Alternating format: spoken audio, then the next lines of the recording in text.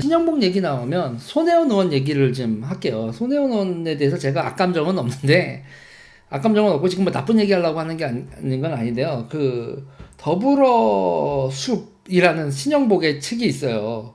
그러니까 손혜원 의원은 신영복을 너무 감성적으로 접근을 하는데, 신영복이 빨갱이 이런 거에 대한 그런 걸 알고 싶어 하지도 않고, 알고 싶어 하지도 않고, 뭐 주사파에 대해서 알려고 하지도 않습니다.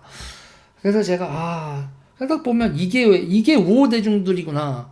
이런 우호 대중의 모습으로 결국은 이게 좌파가 뭔지, 뭐 군자산의 약속이 뭔지, 신영복이 뭔지도 모르는 상태에서 국회의원이 되는데, 이런 거에 대해서 나 같은 사람이 설명해 주려고 하면 장벽이라는 게 있구나. 그냥 무슨 그럼 됐어 그런 얘기는 이런 식이 되는구나. 이게 되게 안타까웠다니까요. 그러니까 그 신영복 책 더불어숲이 있는데, 그 더불어숲에서 더불어민주당에 더불어가 온 겁니다. 이게, 그리고 여러분 그 성공회대 있죠. 성공회대 뒷산에 산책로가 있는데, 그 산책로도 더불어숲길 이렇게 불러요.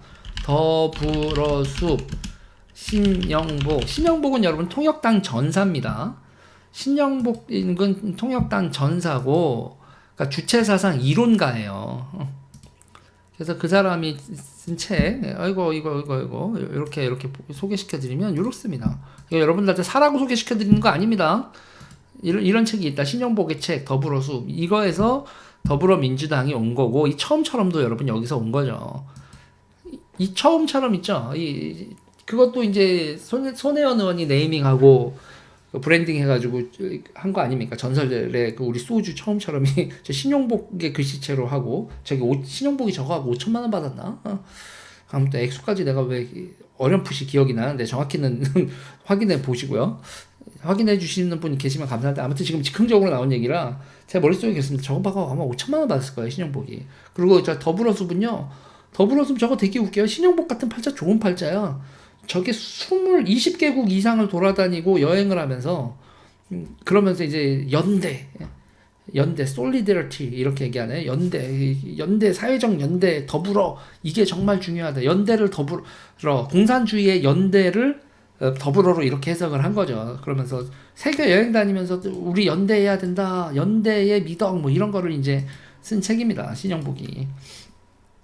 그래서 이제 저는 저런 식의 갬성, 더불어니, 뭐 처음처럼이니, 저런 거를 네이밍을 하고 브랜딩하면서, 그런데 주사파는나 좌파에 대해서는 잘 모르고, 그리고 뭐 양정철하고 뭐 뭐야 그 비서실장 누가 임종석하고 이렇게 권력 투쟁도 붙고 싸움도 붙고 이러는데, 좌파에 대해서는 손혜원 정도 되는 사람도 운동권에 대해서 감상적 접근을 하고 직관적인 판단을 한다.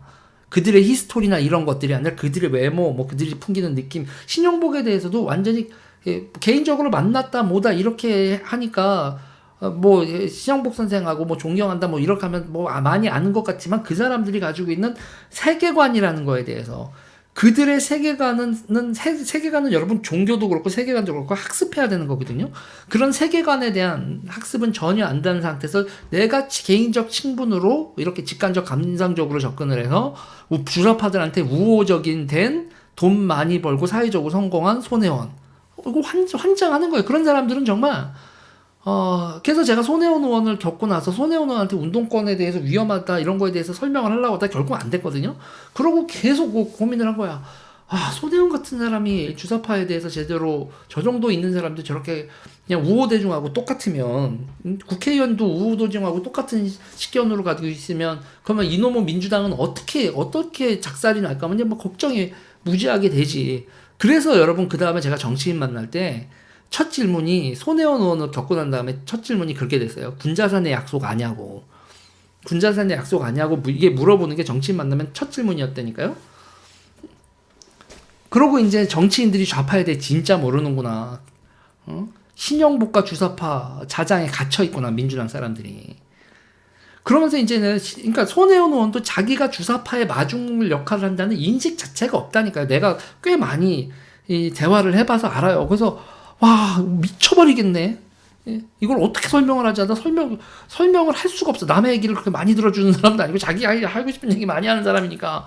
그리고 거기서 이렇게 얼쑤 이렇게 해주는 거지. 운동권 나빠요. 그치, 이 새끼들 나빠요. 그런데 의원님, 운동권 새끼들이 왜 그러냐면, 아유, 그런 건 됐고. 아이씨, 혼자서는 약속 좀 들어봐요.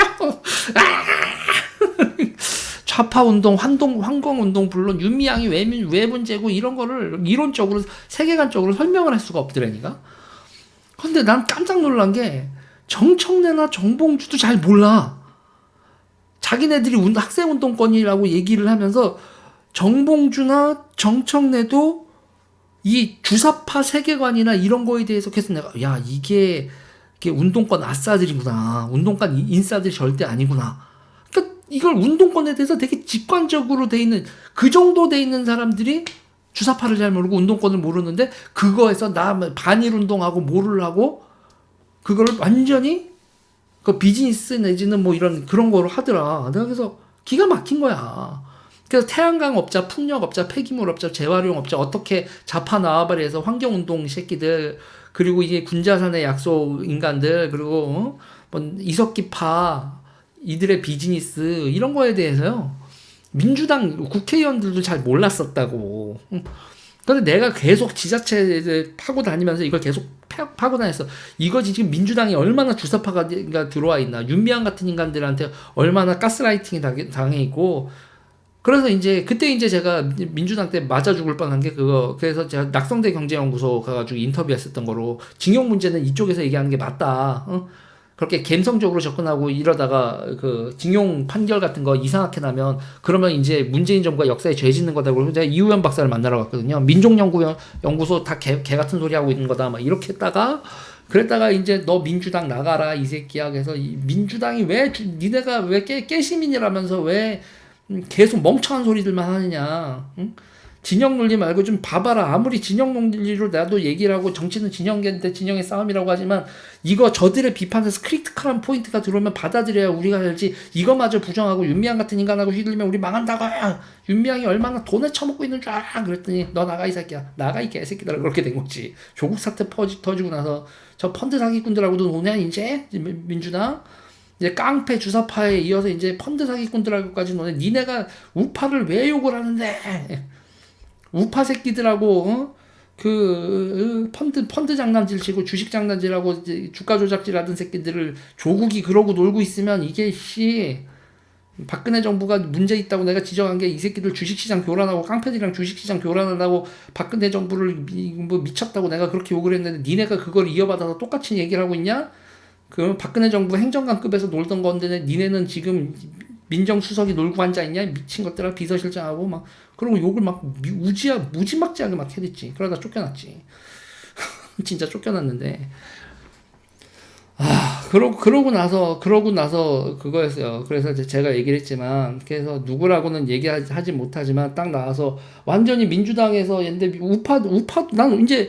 우파들은 나 싫어하는 상태고 민주당에선 쫓겨나고. 근데 그런 사람이 누가 있었어. 누구라고 얘기는 안 해. 그 사람하고 서로 소통을 되면서 왜 이러는 거예요? 이 인간들께서 이게 주사파들하고 학생운동권 그 운동권하고 이 새끼들이 이렇게 해쳐먹으면서 우리법 연구에서부터 시작해서 이 새끼들이 이렇게 나라 장악하고 있는 거라고. 그러면서 군자산의 약속부터 시작을 해서 일장 이게 이렇게 되는 거 저렇게 되는 거. 그래서 당신들을 죽이려 하는 거야.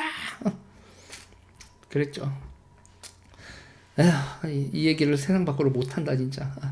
그래서 저는 간단해. 빨갱이 때려잡는 거에 진심이면 빨갱이 때려잡는 거에 진심이면 그러면 내 동지야. 내 동지입니다.